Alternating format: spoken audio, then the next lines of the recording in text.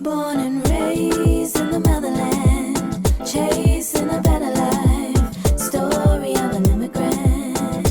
Concrete pasture. Concrete pastures. Hello, everyone. Welcome back to Concrete Pastures. Another week. I'm your girl, Nancy Mulemwasisi. I'm so excited to be here as always.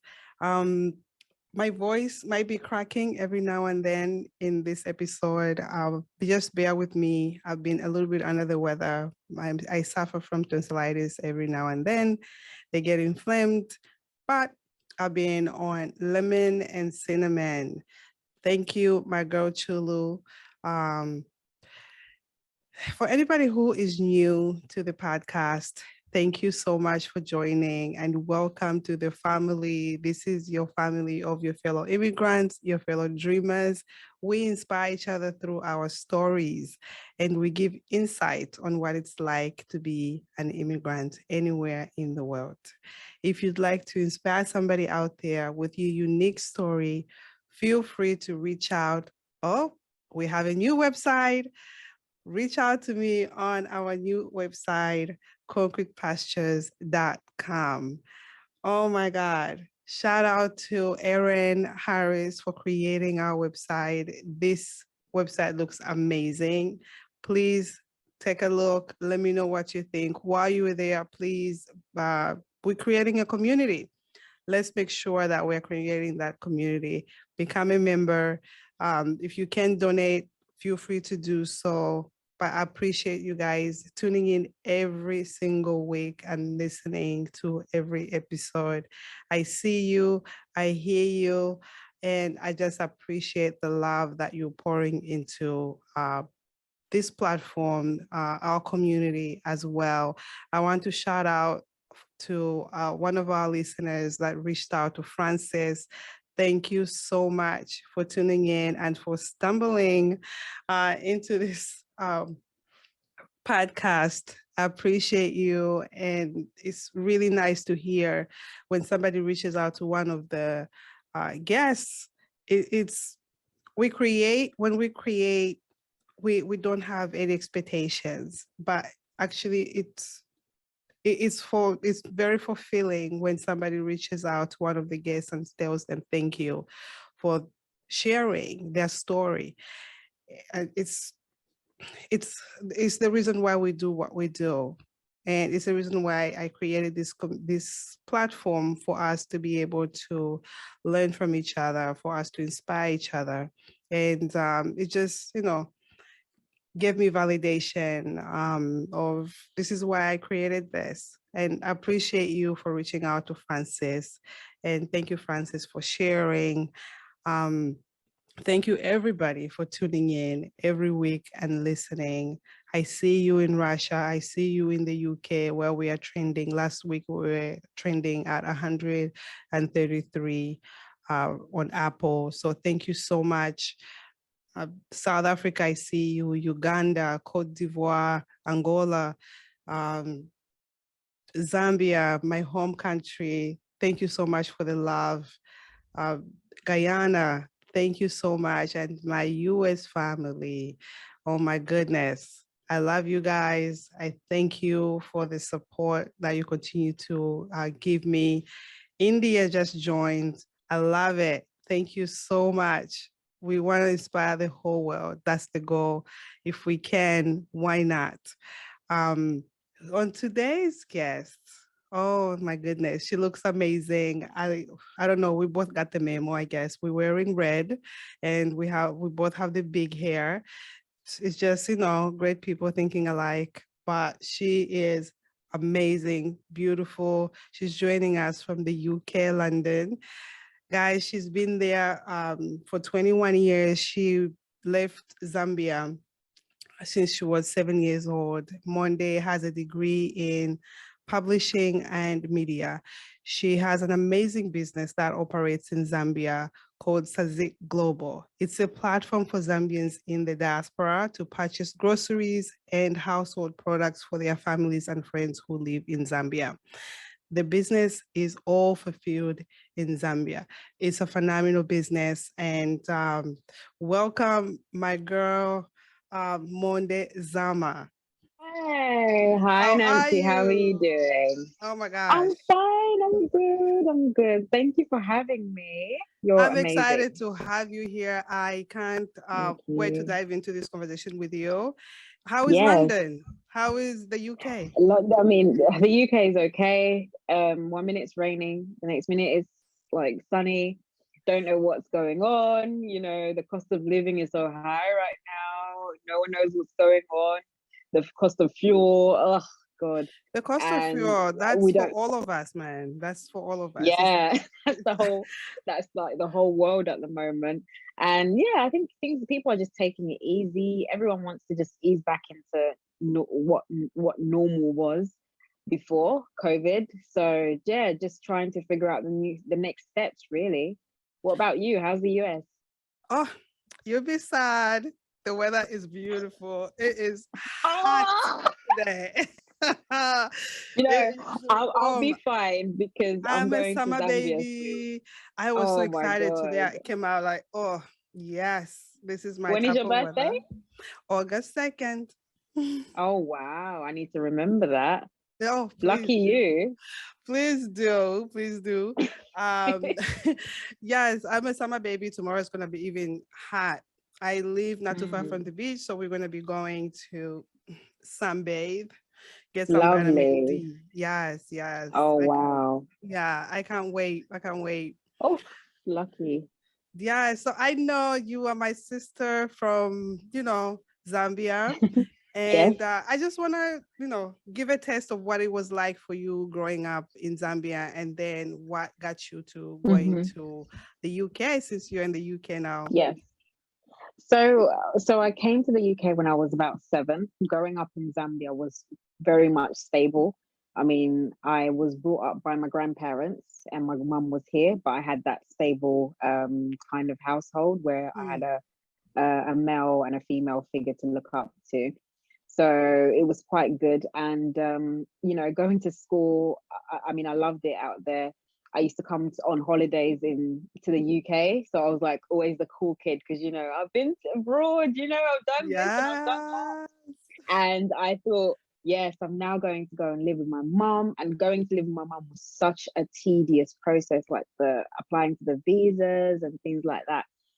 Like like it was just so, like I was telling you before, I was like it was a bit traumatic because like I had to take so many medical exams where they had to take a stool sample, they had to take urine samples and things like this. And which when I think about it now is like, well, why did you have to do that? And then Right. the biggest issue with getting my indefinite leave to remain was having to apply for it several times, and they wouldn't give it to me until my mother came to Zambia to actually get me. So when we did it, they would deny it, and they would just say things like, "Oh, there's something wrong with the sample that you've given us. You have to give us another sample." But like, Wow. what what was the purpose of actually giving the sample in the first? Like, what did you need my DNA? I don't get it. Like, Wait. you don't understand. Okay, I'm confused. You are Yeah, 7 years old. absolutely. At You're 7 years 7. old. I have a And so seven-year-old daughter. this was like from about 4 years, 4, 5, 6, 7. I'm trying to go and join my mother. And Wow. That I that just that's I really I don't understand why we had to go through that. To this but when day, you I used to really go don't to understand. visit, did they require you Yes. to do all of those things like Yes, tests? like so initially when I got the first test, when I went to Zambia the first, I really don't understand. Maybe it was the person that was there. Like I've never actually heard anyone say that they went through the same things. I I mean, was they did shocked. like, yeah, like When you it was first told me so about it, weird. I was shocked. And now that you even saying, like you said, from 4 years old, I thought it was 7 years, but still, like, No, it was why like a few a stool years. sample for what? For what? And even to this day, I'm like, why did you need it? Anyway, after all of that headache, I was looking forward to coming to join join my mom, and it was good for the first month, and you know I didn't like it. I actually just didn't like it. I was just like, Wow. I remember saying to my grandma, because my grandma stayed with me just for the transition for about 3 months. And I said Yeah. to my grandma, I don't like it here. And she's like, what do you mean you don't like it here? You know, you've been saying that you want to come. I don't like it here. And maybe it's just seeing the dynamic of family in the UK is more like, let me go to work, I'll come home, I'll make money for everyone, and that's it. You know, that family dynamic in Africa is so it's in your face because you have so many people around all the time. Yes. Whereas here, it's like everyone just minds their own business. And that was a very new thing to me. And I thought, okay, this is weird. And when you now go to school, and like I was quite a brainy box, and I love to learn and things like this. And then like your friends would just your peers rather would be like, you're weird. Why do you want to be number one? But in Zambia, it was a thing. Like if you didn't get good grades, it's like, oh my goodness, you know, you're a bad child. Like, why are we sending you to school? Why are we paying for your education? So I thought, okay, maybe I should just take a step back. And that was the mistake. Not to say, I think I would have done so much better had I gone with the mentality of, oh, I can always do better. I should always be the best. When I now took a step back, it was almost like, nah, you know, I'll just do the bare minimum just to get by. So So you're like so pleasing the little kids around you. So they yeah. So yeah, it was pretty okay. Some of the things that I experienced as a Zambian, as a child who was Zambian coming to the UK as a Black person, I was the only, me, my friend, and another Somalian girl. We were the only Black people in our school, and I think my family and I, we were the only Black people on our street. It was so weird. And you know what? This is only 20 years ago. This is only 20 years ago. And now it's like, there's so many Black people there. But, you know, you have to explain your Blackness. You have to explain your accent. You have to explain your culture to people. And it almost seemed, almost, you know, when somebody dehumanizes you yes. because they don't understand where you're from, you know, they'll just say things like, oh, did you go and poop in the mountain? Where did you do this? And I'm just like, huh?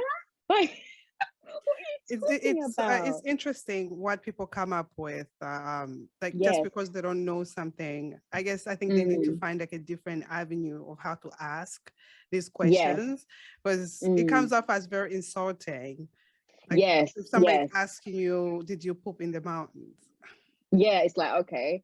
And the funniest that I mean, kids will be kids, isn't it? Like when you're children, like they're quite curious. They Of only course. repeat what they've heard from their parents. Yes. So that always make that, I think I've always had that guard. So, you know, now I find that I'm not African enough for the people in Africa. I'm not Zambian enough for the people in Zambia, and I'm not British enough for the people in England. So there's that. There's always some kind of explaining to do, and you know, like my stepdad's Nigerian, and all of these dynamics. Like, why do you have this, and why do you act like this? And I'm just like, oh my goodness, like. Like there's so much culture within me, and there's so many different cultures that I Yeah. can't just be that one person. There's so many things, there's so many pieces to this puzzle. And yeah, so primary school was okay, went to secondary school, that was pretty decent, you know. I think secondary school in England is different as well, you know. Kids in this country are so different to the ones in Zambia because they answer back to teachers. Oh yes. You answer back to your teacher? How could you do that? So it was just so weird, you know, like seeing kids that are coming from not you didn't really know what they were going through, because they would just lash out at parents, sorry, at their The teachers. teachers. And looking back on it now, I feel like a lot of them were going through their own issues with their parents, and there were certain dynamics. Once you get older, you understand that, okay, people don't just lash out. Like, love is such an Yeah. organic thing. Yeah. Hate is taught, and love is more organic. So I always thought that was just weird. But the biggest thing for me was, the attention that you get from guys. It started to change once your body started changing. I had a big ass, and I was developing breasts, and the guys would be, because I was still this brainy box, and because I was still this pro-African, because I was the one who was like, yes, in my country we do this and we do that, and in Zambia, oh, you're always saying in your country, you don't own the country, you're not the president, who do you think you are? And just so many things. And I remember, like, I don't, this is how this is trauma. I remember one time we were going through like a book that somebody had, and it had like the African map and all of the elements and all the, like, what would you call it, The all countries? the resources, The that each country had. Got So it. I think you had like Nigeria had like oil and things like this, and then even the fact that every country has its resources. Yes. Zambia had copper, right? And Yes. people still made fun of me, and they were like, Zambia's got copper, that's like the lowest grade. And I was just like, oh my God, like, you can't win. Oh my God. I mean, You can't win. the life of being in school, it's it brings its own challenges as we are going Honestly, through school. you've Like, got even to if be strong. yeah, no, even for, like, I remember, like, you just brought some thoughts to me, and I'm gonna ask you some questions. Yeah. When I first went to boarding school, it was not even planned for my mom to had traveled to Dubai and got, like, almost everything I took with me to school was from Dubai, like my clothes, my book bag, everything. It was not even planned that way, but my mom had just traveled, and every time she traveled, she brought something for us. Yeah. And at the time, she brought my book bag. So when I went to boarding school, they're asking me, where did you get this? I told them Dubai. They Yeah. started to call me Dubai. Yes, hello, my refugee people.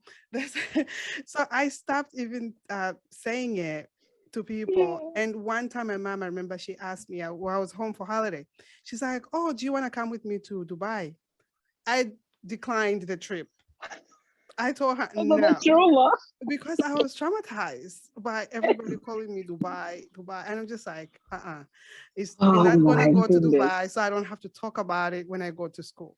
Yes, exactly. And like, sometimes you don't even want to share your experiences, because it's a privilege to be able to travel to different countries. There are Yeah. people in England who have never ever seen outside of their Oh, house. same here. And I remember Same here.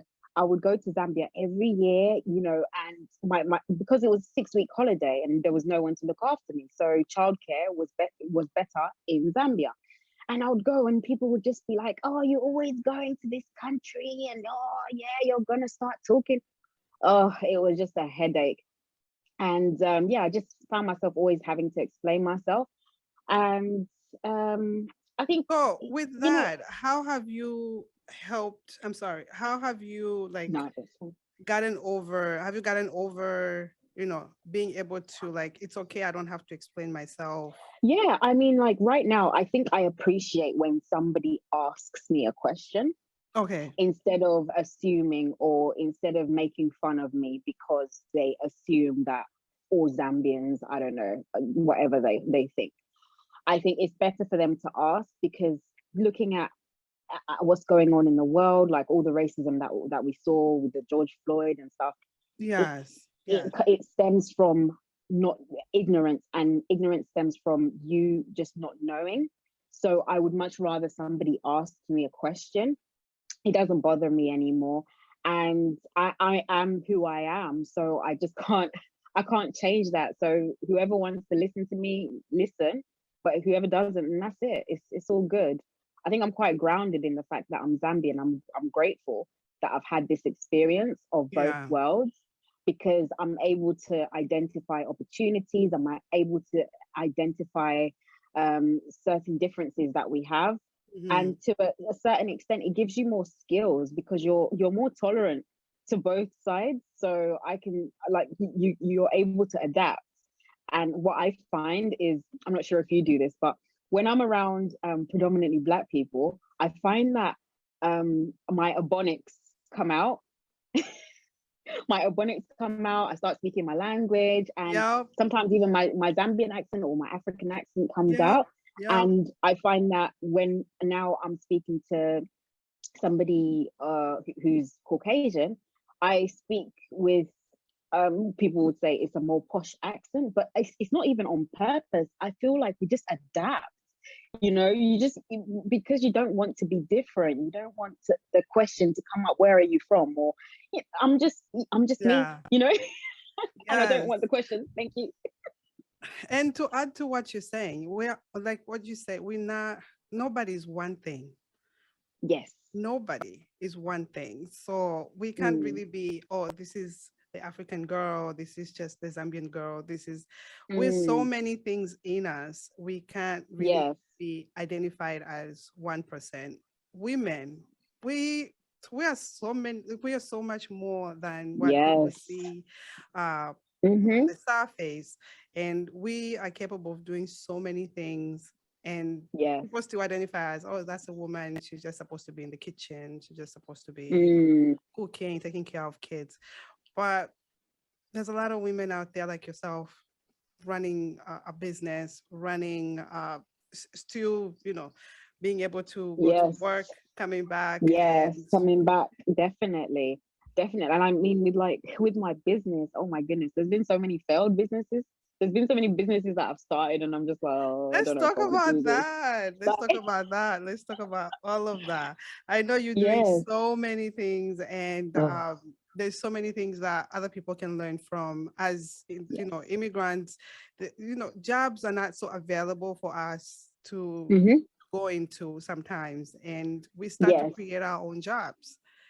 Yes. And I know you have a business, Zasik Mm-hmm. Global, Yes. That's it. and I'm Global. sure it didn't start only from this one. You have many No. more. Do you mind sharing some of the businesses that you've had, Yes. and how you've So been, the pens, the growing pens, and yes. how you've been able to overcome all of that? So probably the first business that I started was maybe in school when I was at secondary school.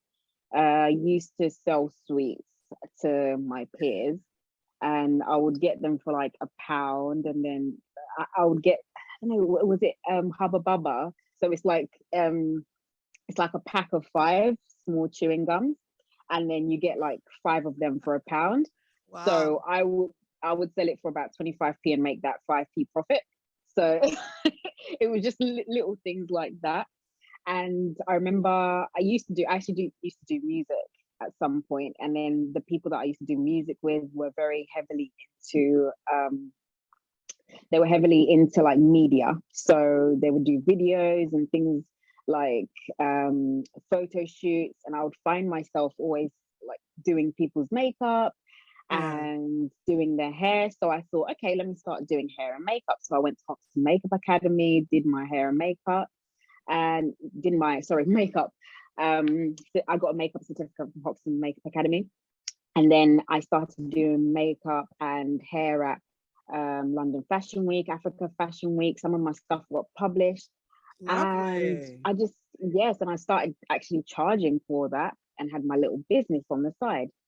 Now, looking at African parents and them seeing you just pursue your passion, that is not being a doctor, that is not being a lawyer, that is not being an engineer. It's like, what are you doing?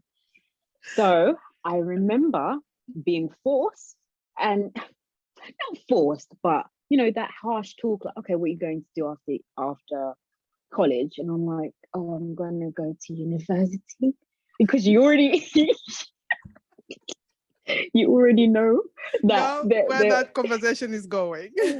there's no there's no wrong answer. There's no right or wrong answer. There's only right. you know what I mean? You It's know, like you better say what they they want to make it hear. they make it seem like you've got options. You don't. You really No, don't. no. So I remember when I was now feeling out that I was just like, this is not for me. This is not for me. I remember I said, it's not for me. It's not for me. And I remember going into university. I studied publishing journalism and media, and I was like, nah, this isn't for me.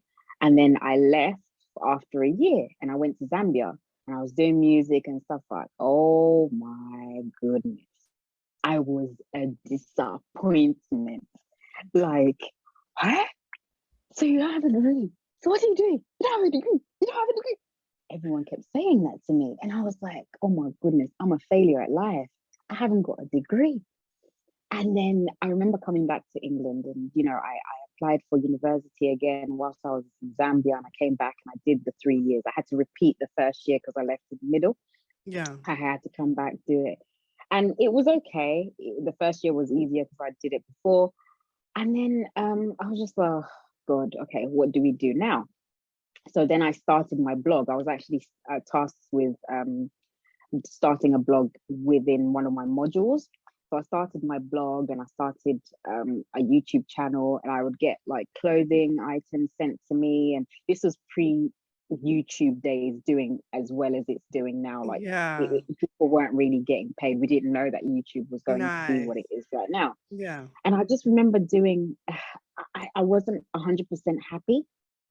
So even though I was fulfilled doing my fashion stuff on my blog, I still wasn't happy. So everything was just, I just became very rebellious. So I started traveling and started doing my own thing.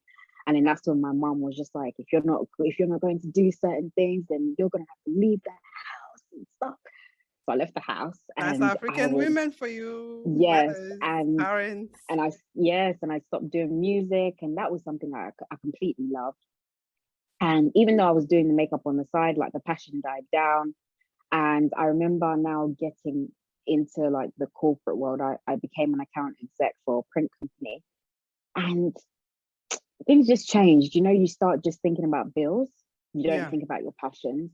And it was just like, okay, I need to make more money, because this is not sustainable. I still want to go out. I still want to do certain things. So I went back to doing makeup.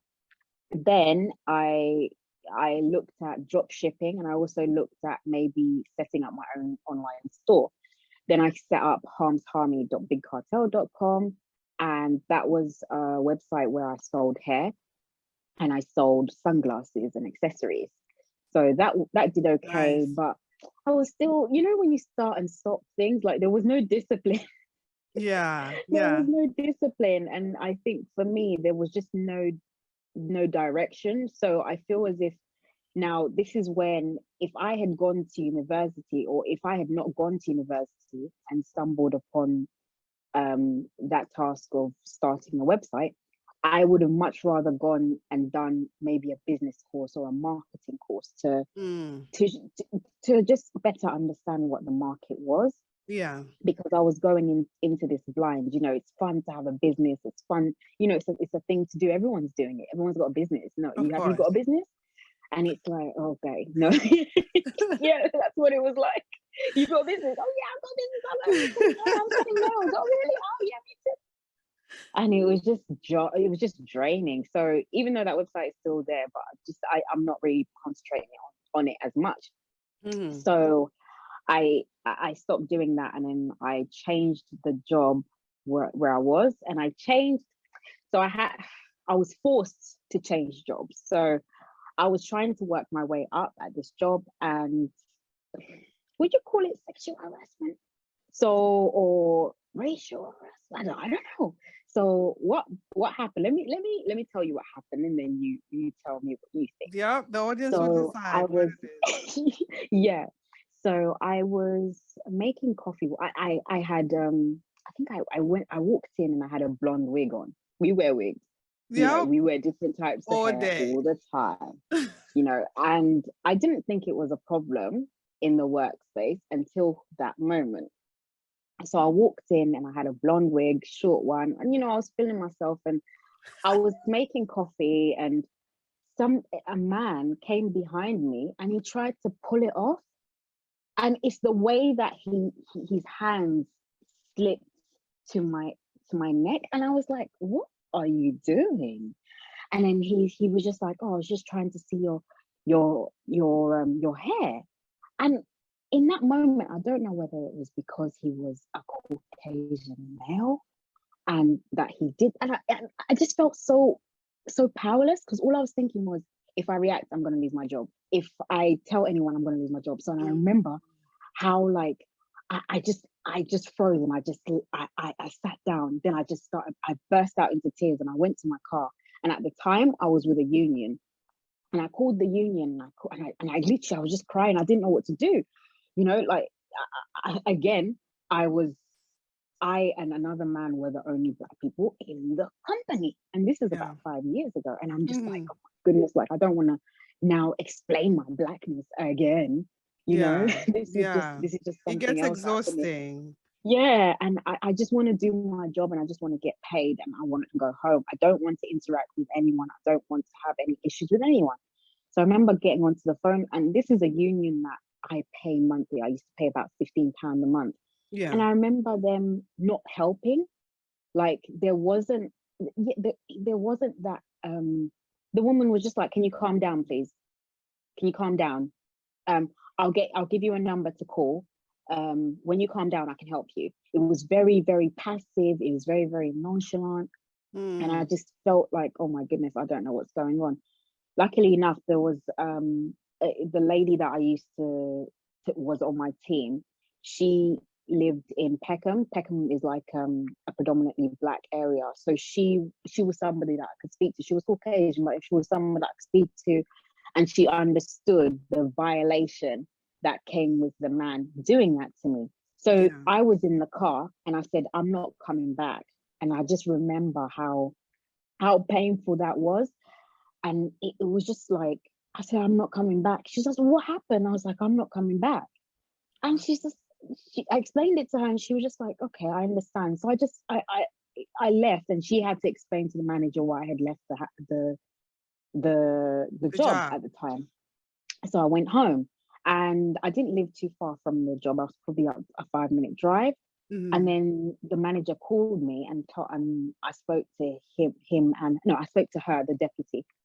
And then I just told her what happened. I was like, look, Black hair is a big deal. Like, you can't touch my hair. You can't do that. And as a Black male, like, as a Black white man, like, doing that, I don't know how to feel. I really don't. And she said to me, she was like, okay, what do you think we should do? And I'm like, why are you asking me that? Like, there's so much going on. Like, surely, like, looking back on it now, there should have been a process. When things like that happen, where was HR? Where, like, exactly. Why are we, like, HR should have been called straight away, and they weren't. And it was almost like, what do we do? What do you do? This Black girl, you know, we've never dealt with a Black problem before. We've never had an issue, and that's what I didn't want to happen. So I remember she just said to me, okay, you stay. I think where she understood it was a big issue when I was like, you can't do that to a Black woman. And then she was like, okay. She's like, you take as much time as you need off. And I remember, no, she didn't tell me. She told me that next day, because I called the GP and I said, I need you to sign me off because I'm stressed at work.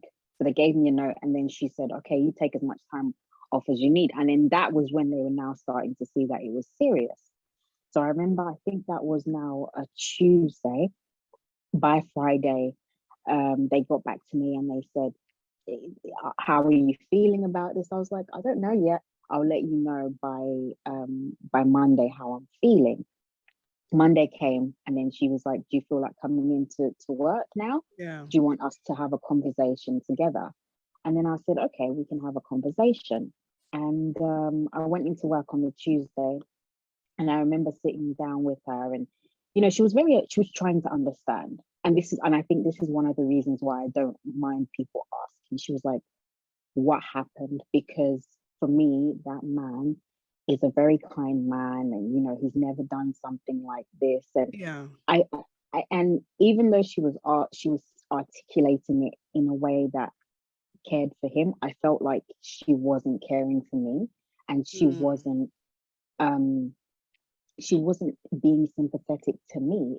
Everything was about that man. Everything was about how he wouldn't do that, but he did.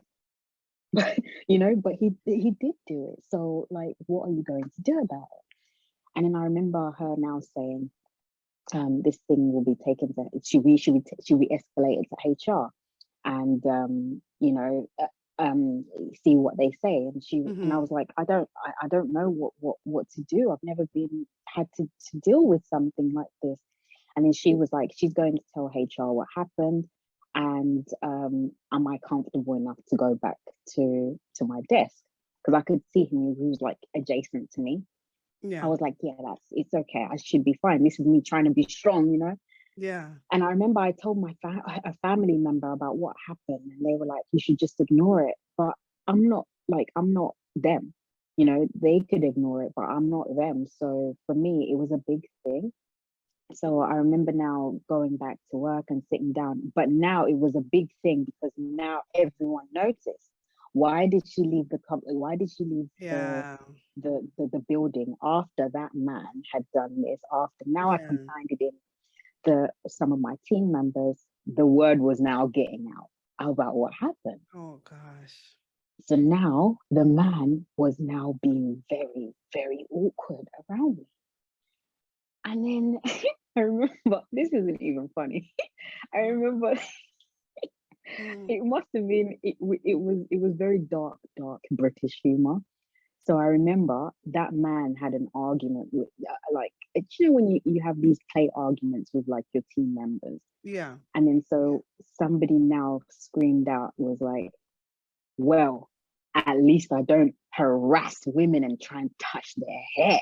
And everyone just looked, and it was like, okay. And I understood that was, he was trying to stand up for me, but it didn't really land properly. And I remember him now trying to talk to me, and I just said nah. And and that's when I called. I think HR was now called, and I just said, HR was like, do you want us to do a sit down with him and discuss this? Yeah. A sit down, like looking back on it now, a sit down should have never happened. They should have done something. I should have been moved to a separate department. I wasn't told what my options were. I didn't know what my options were. This was my first job where this was me trying to make it. I didn't know I had options. And I remember my landlord at the time was like, you should sue them. And I didn't take it seriously because I didn't think I had a leg to stand on. And she was like, you can sue them for 2 years. And even to this day, like, I feel really weird. I feel really violated by what that man did. And I remember after that week, I said, I'm never going to come here again. Thank you for your sympathy. I remember I was like, I need to find a new job. And that's when I found the job where I was a consultant at a landscaping company. Yeah. And I remember just praying to God. I was like, God, I just want this pain to go away. I just want this all to go away. I don't want to deal with this anymore. I don't want to deal with this any longer than I need to. And I remember I went for the interview, and I think the company knew that I was now looking at other options because they would just approve my leave like that. Oh, I need to go somewhere tomorrow. Like, oh, okay. Yeah. Okay, No, but they should then, also have separated you guys. The person that, Cash to could have been in a different, if they wanted to keep him, they could have kept him in another department or moved him to another location. And HR should have been more involved, I believe, in this situation compared to no, they should have. even the They should have. manager. Like the manager, yes, because that's your immediate manager. We get they get involved, but HR should have been on top of it, reaching out to you even more, checking in on you to make sure that you are comfortable. Because everybody's comfortability with other people is very different. Because now when you start a job, I mean, they have us taking training for sexual harassment, because now even how you compliment somebody might offend them. Exactly, But so we exactly. have So to be careful with how we compliment yeah. somebody, how we talk to somebody, uh, Hmm. and touching should not be happening. We're Like, not that why are you close for touching me? you And to the touch. biggest thing is the fact that I left the building and nothing happened to him. You Yeah, know, there were no consequences for his actions. And I was now asked what I wanted to happen to him. I don't want anyone to lose their job. I don't yeah, want anything to happen to him. There should be a process. And exactly. I don't know, like I really feel like like Black women shouldn't be going through things like that. We just want to go to work and I make agree. money. I I don't want to agree. explain my blackness. I I don't want to agree. explain my struggle, and I don't want to be the anomaly. You know, every time that I now speak out, it's almost as if, oh, here we go, that kind of thing. No. Yeah, no, But but you after, are entitled to your voice, and you're entitled to what you stand for, and you yes, should be and I know that respected just now. like everybody else. But Hmm. where are you now? Are Yes, no, you? so Did you? after that, Yeah. yes, so sorry, I'm going to get to it. Sorry, we got a bit heart to hearty. Yes, of But course. so so after that, I had a job. Then I was working as a landscape design consultant as for about maybe 2 years, and then COVID came, and it was just it was one of the best jobs. Like, with regards to like benefits, I was getting Mhm. commission, I was making good money, Nice. and COVID came, and my drive just went down. You know, it was client facing. I wasn't going into town anymore. And I just said, nah, this isn't for me. And I remember my manager, he said to me, he's like, do you know what? One day, if you keep up with the way you're going, you're going to get the sack. And he should have never said that. He should have never said that. And then I said, and I was like, yo, like, I remember when I left, there's something must have happened that triggered me to, because there were so many things going on. And I was just like, Yeah. nah, can't be bothered with this. And I just had it in my resignation. I was like, "Que sera, sera, whatever it will be." Whatever will be. And I remember I initially asked for a sabbatical for 6 months, and I would have come back to work, Mm. but they refused. And I was just like, forget it. Like, Okay. okay, no worries, bye. Like, and it wasn't even like I didn't even know what the next step was going to be. But I just knew that I had to get out of that place. 6 months before that, I remember my grandma tasked us with uh, what was it? She asked us to sell mongrel rice to our friends and family, because it was COVID, and people Yeah. were low on cash. There was so much, like, I feel like Africa and Zambia was hit the most. Yeah. So we now started, myself and my mom started selling the rice to people we knew in the diaspora. And then we sold 80 bags in a week. And I was like, huh? 80 bags in a week? Wait, no. Like, how did we do that? I was like, Mom, we can make money from this. And then she was like, yeah, we can. My mom's motivated when the money's there, but I was just like, yeah. So I remember now saying to my grandma and my auntie, I was like, oh, I should make a website for you guys so that I can, so that we can sell this stuff. I think we can really make it quite profitable.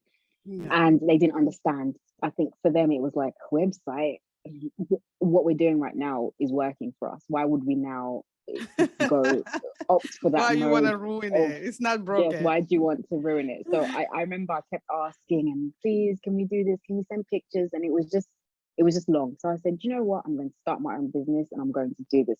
Clearly, there's a market out there. So that's when I started ZasikGlobal.com, and I came up with a name by I looked at, there's a place here called Asda. So it's part of the Walmart group. So it's a grocery Wow. store.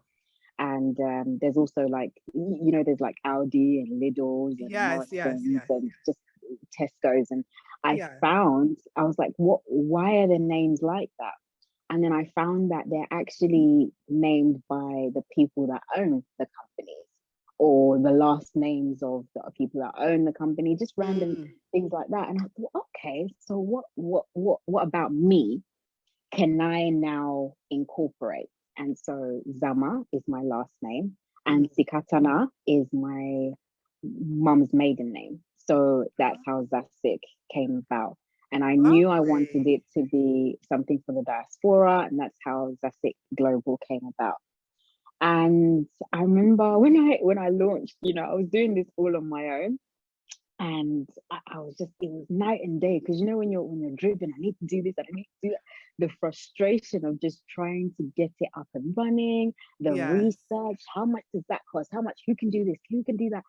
And I remember just my family was just very helpful in helping me set it up, Yeah. and helping me get drivers, helping me get quotes. And on the Oh, 7th that's of November, great. That's yes, amazing. on the 7th of November 2020, we launched. And Congratulations. yes, thank Nice. you. Thank you. And we've been doing it for about 18 months now. And yes, and we're doing okay. We're doing okay. We're growing slowly but surely.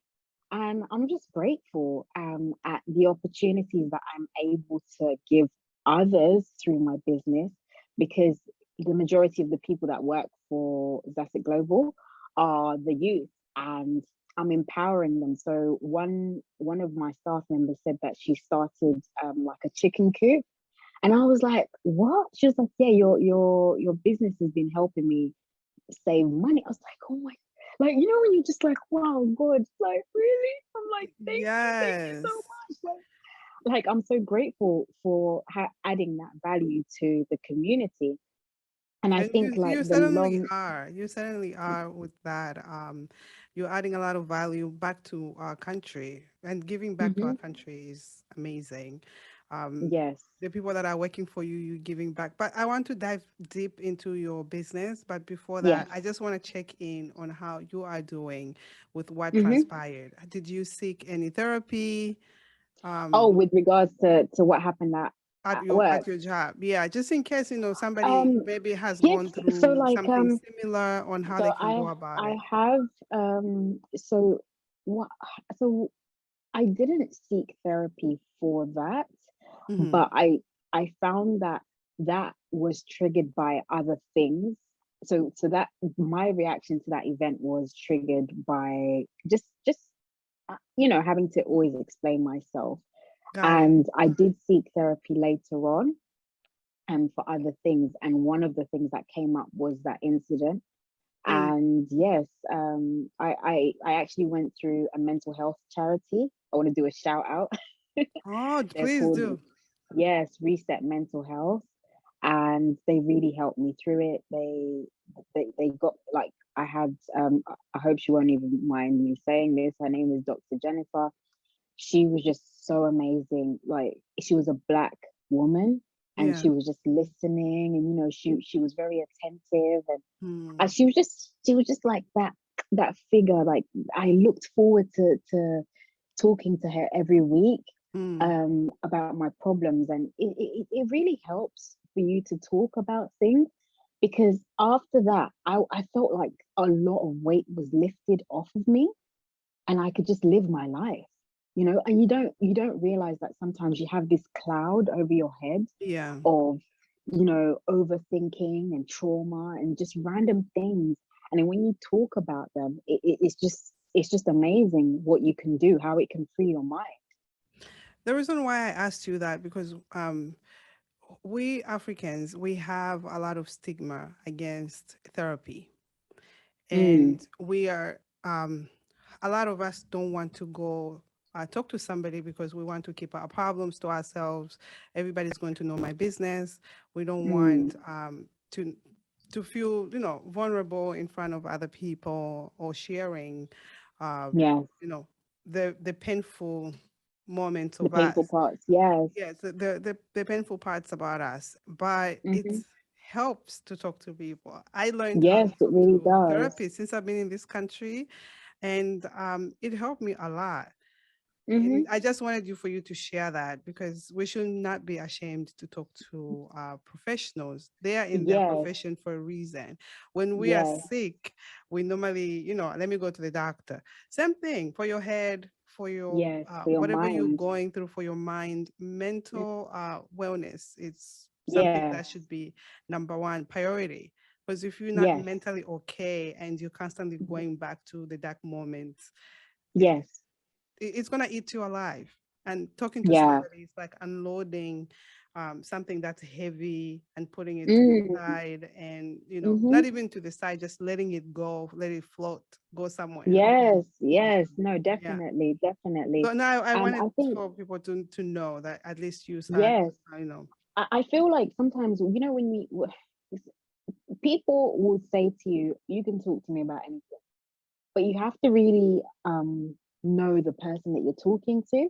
With Yes. therapy, you can talk to someone and no one will ever know what you're going Mhm. through. Yeah. No one will ever know, and it's a secret. And that's something, the confidentiality is what I really appreciate from Yeah. having a professional listen to you.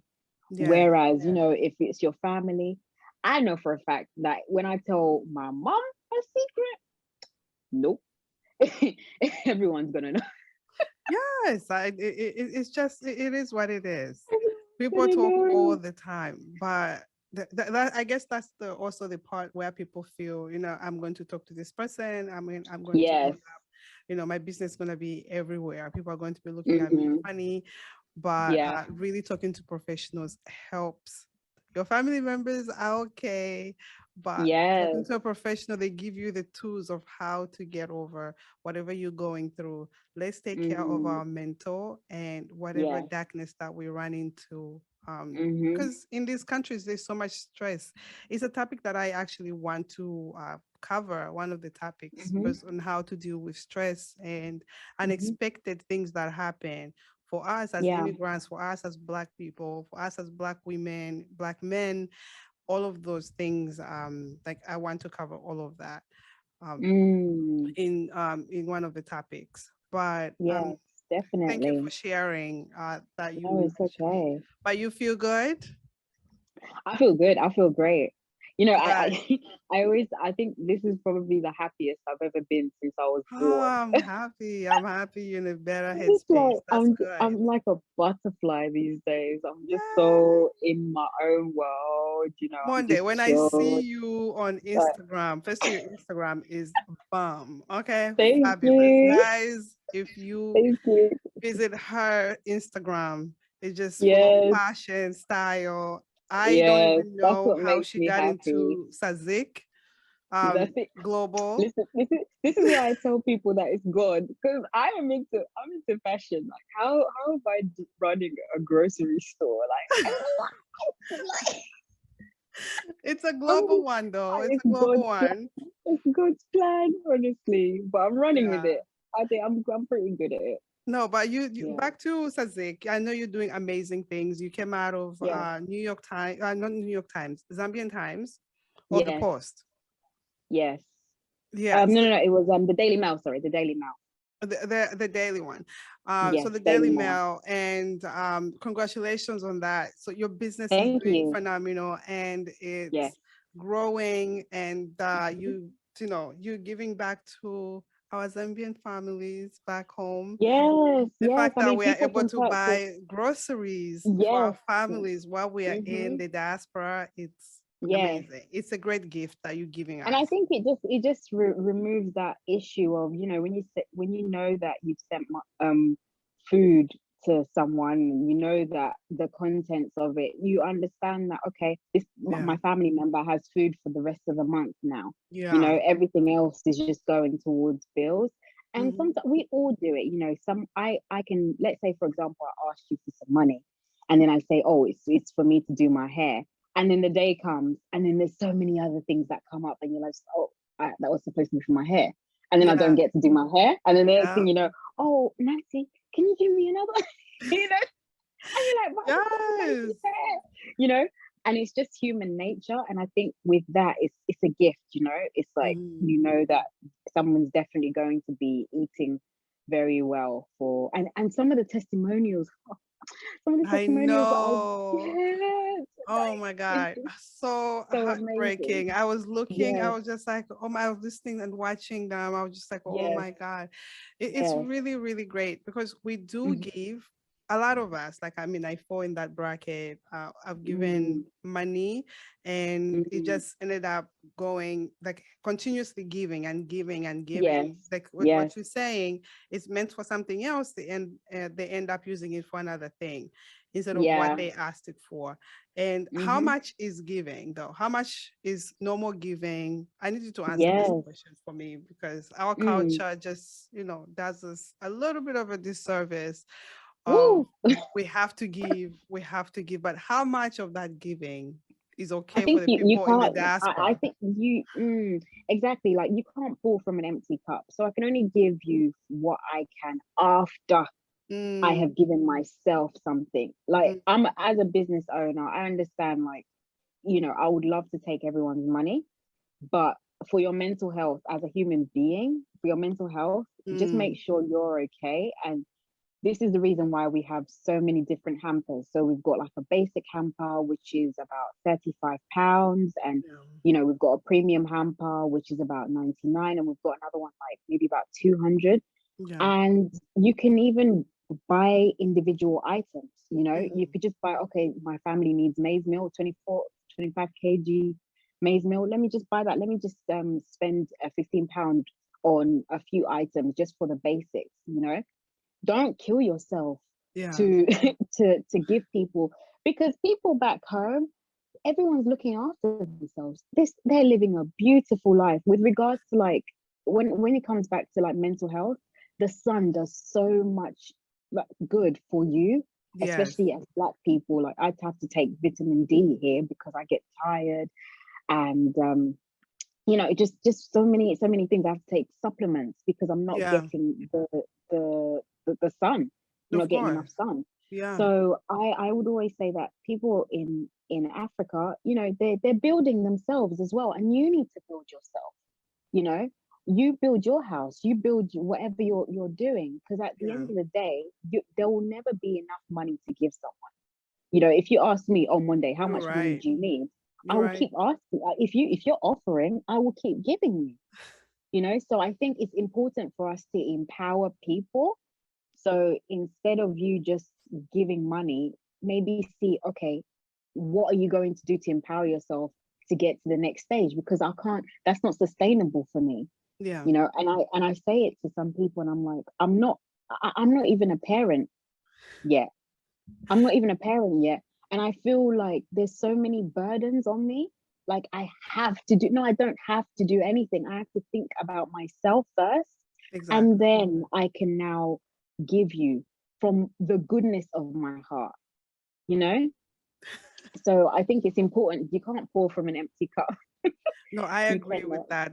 Well said. Well said. You can't really pull from an empty cup because a lot of Mhm. us, we want to impress. I don't like to say no. I've run into that myself, into Mm, wanting to, you know, I want to give because I feel sorry. I know that yeah. situation, but then my cup is not that full. Yes, yes. Yeah. And that's the Like thing, in the I'm in learning and to people say don't no though. understand that in the Western world, the bills, oh my goodness, like the Yes. bills can really pile up on you. It's very easy to get into debt. And Yes. we're not picking money off of the floor. No. We're Not at really all. we're working jobs that we don't want to do. Some people in Zambia have probably never worked certain jobs that we have, you No, know, of course not. or are willing to do, because they're just like, oh, I would never do that. Or it's just it's one of those ones where it's demeaning. But for us, it's like, I'm making money for you guys, I'm making money for us. Like once I win, we all win, so we have to empower each other to Yeah. just do better. No, it's true. For me, I mean, my first job here was a nanny and a housekeeper. So I was taking care of five Mhm. kids, and at the same time, I was cleaning the house, which was humongous. But people were busy asking for money Mm, from me without really understanding what that housekeeping job was really in was really about. Was it just Yeah, like, oh, housekeeping in America, it's easy, you just, but yeah, that's yeah, the yeah. They impression that think I had. dishwasher, Yes, washing machine.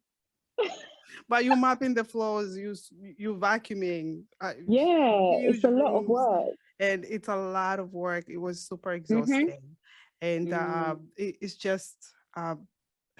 I just wanted to get your perspective on giving, because a lot of us do complain about it.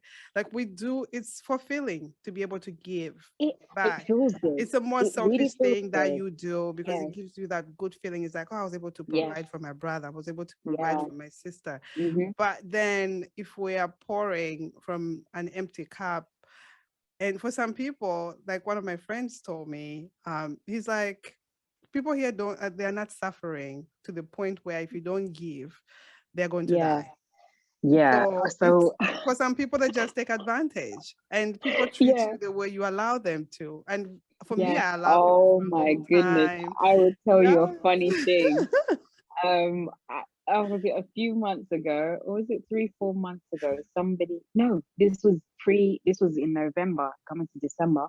Yeah. So one of my relatives messaged me on a voice note, and then she was telling me, she was cussing me and cursing at me and telling me how I don't care about them, and the fact that I always send cheap makeup and cheap things that are not even their color. I was like, And you give them oh, yes. from your And I said, card, your oh, own money. imagine. Excuse me. Oh, Where I was just like, this is I will never kill myself, yes. ever kill Like, why myself. bother? Like, what? Like, where's the What's the thank you? point? Where's the thank you? First of all, postage. And then I went to take my time to buy you these things, and I'm giving you. Honestly, And honestly. then you are So you're talking to me this way. You're not yeah, grateful for my, like, even if you no, don't like something, like be grateful. yes, You know what? The color that you got me didn't match, but I'll give it to yeah, such and such whose color matches. yeah. Just be completely honest and be like, oh my goodness, this the color didn't match. And it's fine, Oh, okay, what's your color? Then, like, I would be more likely to even. I just thought, okay, do you know what? It's fine. Then I don't need to get you any. Since my stuff is not good enough for you, I don't have to get anything for you. Then yeah. Oh, yeah. This situation of us giving back for all of us immigrants, we have a thing about it. We talk about it. I had a meeting with one of my friends, and we were all talking about, it's like, how much giving can you really give to people? And how can we help in a way that we're not enabling Yes. people? Because it has to be a healthy thing for us where we feel good about giving, and we don't feel like somebody's going to have like a repeat type of ask, or even if we give, it's like, okay, I have enough for myself, then I'll be able to give. But these bills, man, the bills. Yeah, it's too much. I think we're all adults, and at the end of the day, no, honestly, like we're all adults, and at the end of the day, I like agree. we're all trying to do what we. Oh, I like your mug. Is that? Let me see. Oh my god, cookie pastas! I love that. I need one of those. I love that. I'll send you one, don't worry. Yes, please do. Please I'll send do. you one. I'll send you one. Yes. I'm working on merchandising them, so yeah. Oh, amazing. Yes, that would be good. Thank you, That would thank be you. good. And then your online store soon? Yes, because now we have a new website. We have a new website, so we have to put Yes, stuff on it. Yeah, yes, it's nice. It's nice. definitely. But you young lady are going to Zambia. I Yes. am jealous. I can't wait. When are you going? cannot- Which month? I am going next month in June. I'm jealous. I Business. want to have fun. All I want to do is see my family, and it's yeah, whatever happens, happens. Oh, I just want to get there. I am jealous. I am so jealous. Yeah, But don't you eat worry. all I'll of take the. pics. Yes, take lots of pics. I'll be following. I'll be saying jealous. Jealous? Yeah. No, do you know, I'm going to be posting a lot because I'm trying to take my blog seriously as well. It's just like another stream of income. So I've Yeah. got so much content. And actually, I'm gonna tell you about something as well for you and your podcast. You should Yes. like have like your own links where you can Yes. like make money and stuff. But I'll hook you up with that Oh, because thank you, it took me a darling. while to Oh, figure thank it you. out. But Thank now you, I thank know. I you. think I just don't want somebody to be going through the same trauma. Oh, appreciate you. Appreciate you. I No, it's appreciate you. okay. Oh, so you're going to be taking lots of pictures for your blog. Can you tell the people like Yes. what exactly do you blog about and who are you working for? Who's dressing you? Because Mhm. listen, today I'm with Fashion Over just for you because Oh yes, I know you yes. I love represent. it. I love it. You Yes. look gorgeous.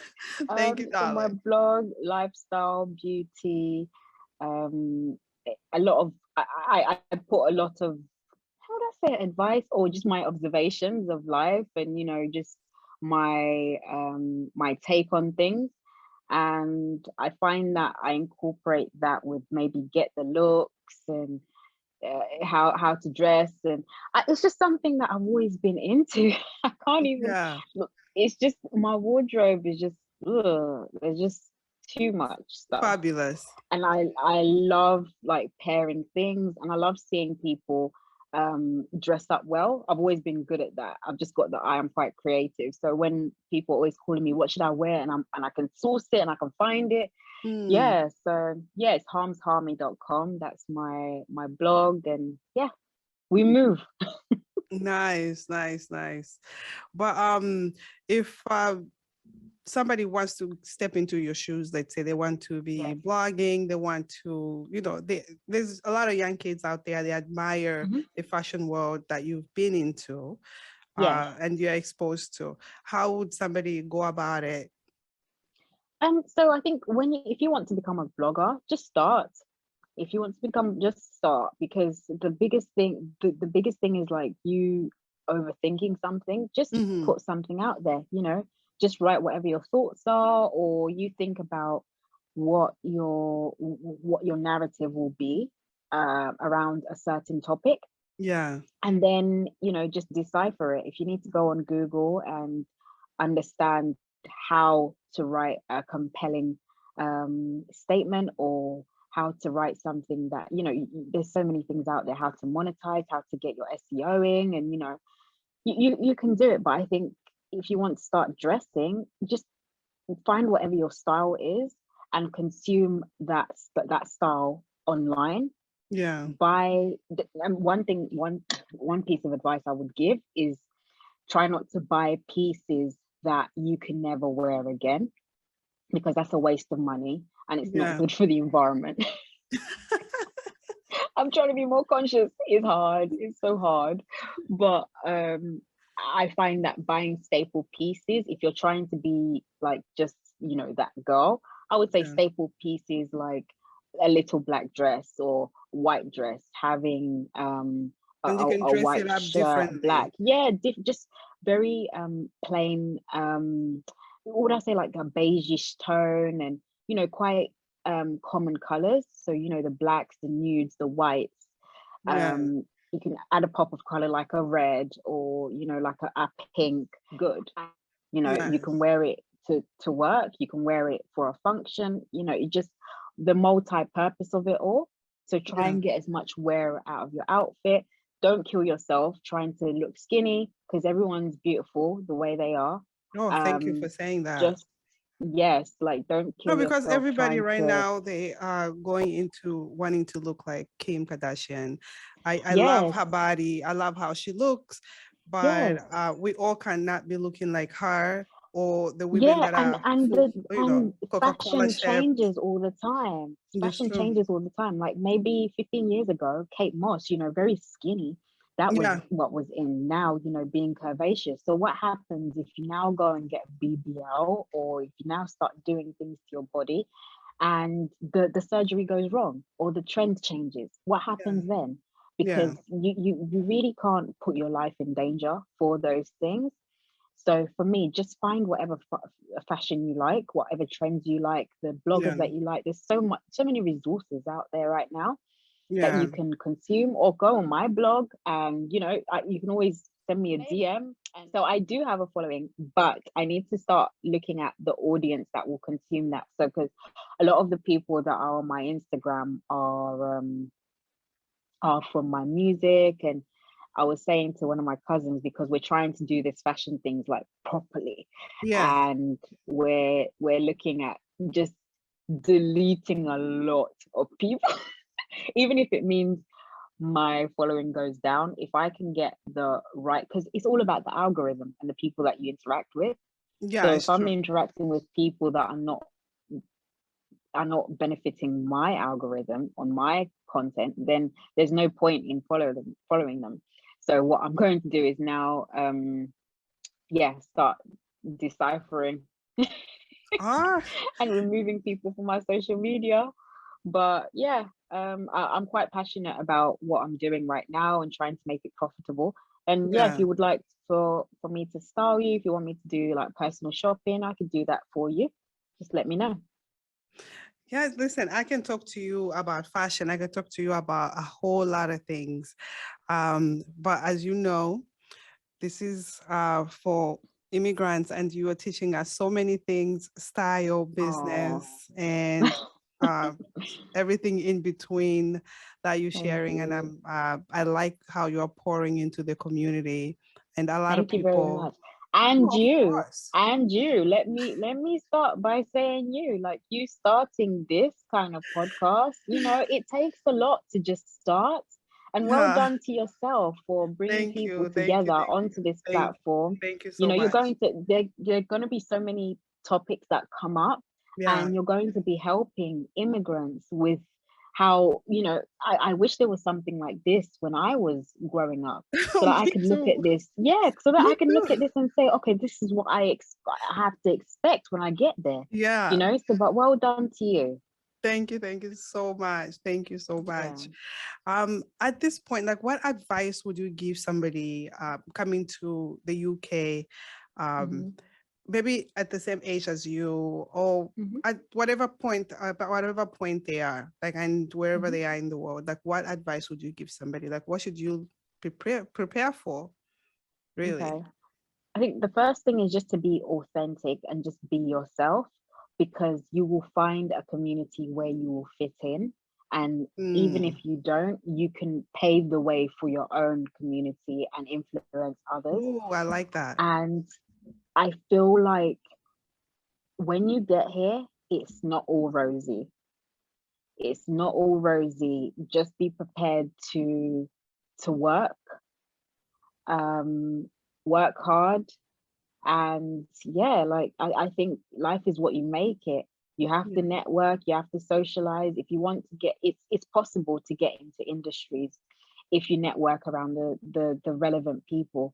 And yeah, just don't be lazy. Yeah, you cannot be lazy. That's really good Hmm. advice. t- Networking, like, we're all talking about networking, and I love Hmm. what you're saying about paving your own way if you Hmm. don't find that network or that community that you're looking for, because a lot of us want to fit in, and sometimes we fit Yes. in with the wrong people because we want to impress. Hmm. But also creating your own, Yes, and you yes, have your creating own your own. following. Yeah, you don't necessarily have to Some be. people are leaders. Yes, yes, Yeah, some exactly. people are leaders just No, naturally. exactly, exactly. So at this point in your life, do you think you found your concrete pastures? Hmm. Now I need to ask you that. Can you define what concrete pastures is? Um, yes, because it's different for everybody. Mm. And concrete pastures for me has changed throughout my life. And Hmm. at today, as I sit here with you, I would say concrete pastures for me is being able to be at peace with my life Mm. and everything else that has transpired in it. It's been 20 Yeah. years since I've been in this country, this year, and I found my concrete pastures. I have my dream job. I cannot lie about that. I wanted to be in finance for so long, and Mm. I've worked hard to get Yes. there. And I'm proud of the work that I've put in. I'm proud of myself, and I'm able to provide for my kids. Oh, I'm able amazing. to feel happy, and also provide for my family in a way as well. And Yeah. so it's Concrete Pastures for the platform that I've Yes. created for my community. And yeah, it's so many. It's like, it means so many things. And I'm sure next Mm. year I'm gonna have a different definition. So it can be Yes. one thing, like we say, it's like we're not one thing. So it cannot be one Yes. thing. Like my Concrete Pastures is this. I Yes. cannot say that. And I shouldn't expect anybody to really No. say one thing. Yeah. So I would say I'm glad maybe you for asked me. Oh my me, God, nobody asked me. really, No. I'm quite curious. Chulu did ask me, actually. Chulu asked me. Ah, good. Yes. So I think my concrete pastas is probably just being grounded in who I am. I feel like I've always known who I am, but I've always shied away from that, and I've Mhm. tried to redefine it. And when you can't run away from who you are, and for me, it is what it is. You'll always get the best side of me, and the most truthful side of me, Yeah. whether good or bad. Mhm. I'm not for everyone. Everyone's not for me, Yeah. and I am grateful for having this kind of revelation. People tell me that I talk like I'm older. I'm 30. People tell me that, and I feel like I really do. I feel You like have I'm an old probably like soul, they 50. call it. An old soul. I feel like I'm 50. Like so I'm It's just okay. It's okay. It's okay. I'm I've older. I'm had an that older for a woman. long time. I've had that for a Yes, long yes. time. Yeah. And I just think, even like you said, like just peace, and just trying to not live a hard life, but just taking it one step at a Yeah. time. I think one thing that we can do when we get into our heads is compare our lives with other people, Mm. or start to think, oh, I'm not doing as good as I should be at Yes. 10, at 20, at 30, at Yes. 50. Yes. Who cares? Like, just as long as you're living your best life and whatever you define that to be, then that's fine. Yeah, and that's your Concrete Pastures. You have to define it Mm, for yourself. I yes. like that you say not to compare your life to somebody else, because we are all Mm, individuals. God created us differently, and we all have yes. different journeys. What Mm-hmm. you are going through, your lifestyle that you have is different from mine, and I cannot compare Yes. it. I can support you and cheer you on. That's the most that Mm, I can say to myself. I'm like, I'm gonna cheer my sister on yes. and applaud her for what she's doing and creating this Mm-hmm. platform for us, showing us fashion, and just appreciating that. And I think Yeah. that's the thing that we should be at peace and loving that. You're saying that I'm enough, I'm Mm, not for everybody. It's the same way I yeah. feel. And I think that somebody must have made this comparison. I think it was quite a biblical one. They said, when your friend is doing well, just clap for them. Just keep clapping. Like, even Yes. like and sometimes it's hard. When you see like your friend doing well after doing the bare minimum. Yes. And sometimes it's like that. Listen, in my career, it How was are like you? that. Yes. I'm like, How how did this person get promoted? how did you get? Yeah. And I find that, once you start clapping, Yeah. it's painful. It's almost like you're clapping your head against, when you don't really want to and you have Yeah. to. It's like you're clapping your head against a wall, a brick wall. But after a while, it starts getting numb, and you're like, okay, do you know what? Let me stop doing that. Let me just clap my hands here, and that won't be painful to do. Yeah. Yeah. And one day I know that my day will also come. And Yeah. my friend who's doing that, she's going to clap for me, or he's going to clap for me. Exactly. And just understanding that you are always on the right path. You are living in your purpose. As long as you're going, as long as you wake up, as long as you keep trying, you're fine. You're living your life, and Yeah, that is enough. that's very inspirational. That's very inspirational. What do you live by? Um, do you have a quote? Do you have inspiration that you're pouring into the community? You're inspiring me right now, and I'm like, What do I live by? I think I would say like I'm a Christian, but I call myself a new age Christian because I'm very I, because I don't care what other people are doing. Like, leave them. Like, yeah, okay, so like I'm yeah. just like I can only pray for them. I can only be there for them. I can only, Pray I for can them. just I love it. yeah. Like I can only do me. I can't stress myself out over somebody else. Like I can't control anybody else. I can only control who I am. So Exactly. my focus is trying to make it to heaven and trying to help people along the way. My goal isn't to make fun of anyone or Mm, put anyone down when yeah. I can, because we visibly see people sinning, Yeah. but I'm a sinner myself. I sin a lot. Of course. So like, how am I now passing judgment on somebody else? So I'm very much, I meditate, I do Pilates, I do yoga, I do a lot of breathing, and I Nice. just I just want peace wherever it will come. I read a book called the Power of Now, and that's what changed me, Nice. I keep changed hearing my about this way of book. thinking. You do a lot of the things that I do. I do Pilates, I do meditation. Mm, My kids now, my daughter can pray.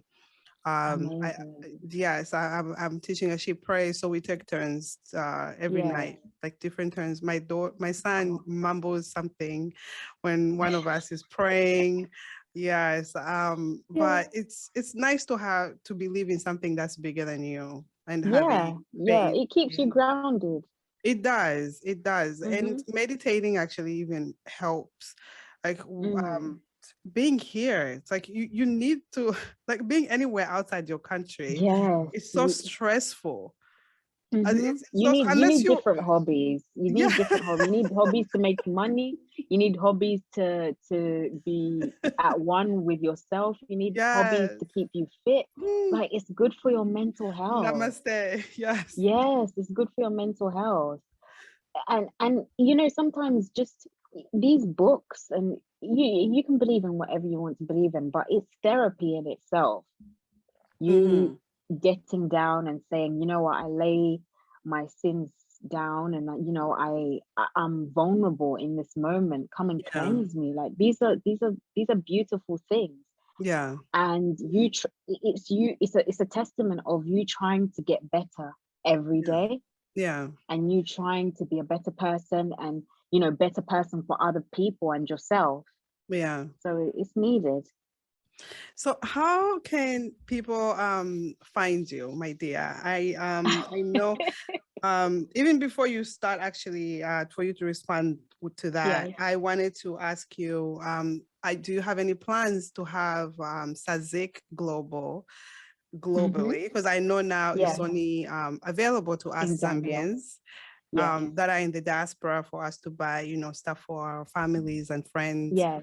But are you going to be working on globalizing that so other people can take advantage of that as well? Because I think it's a great initiative that you I have. will. So any community that has a diaspora can benefit from this, especially Mhm. within Africa. So I'm looking to work with people in different countries to franchise this model. I can't do it Nice. alone, and I can't be everywhere. Hmm. So yes, hopefully I'm praying one day we can be in Nigeria. I'm praying we could be in Egypt or South Africa. Nice. Just slowly but surely. I'm not in any rush. It doesn't even have to be my generation, you know. Something that I Oh, would love to pass on. I'd love to pass this on to my children, because it's nice. good to have something that they can work on as well. Something I Yeah. can leave them.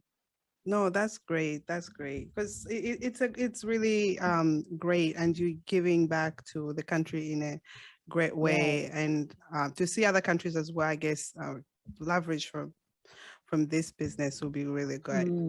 I'd love to Yeah. see that. I'd love to see that because there's so many of us from all over the world.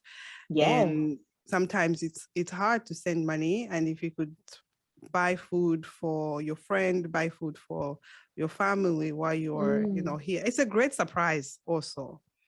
Yeah. Like something I that would love for someone to buy me food. Yes, it's a great surprise. Like all of a sudden there's a delivery at your house. Yeah. What? I'll be like, what is going Can somebody bring me on? some food though? I need groceries at my house.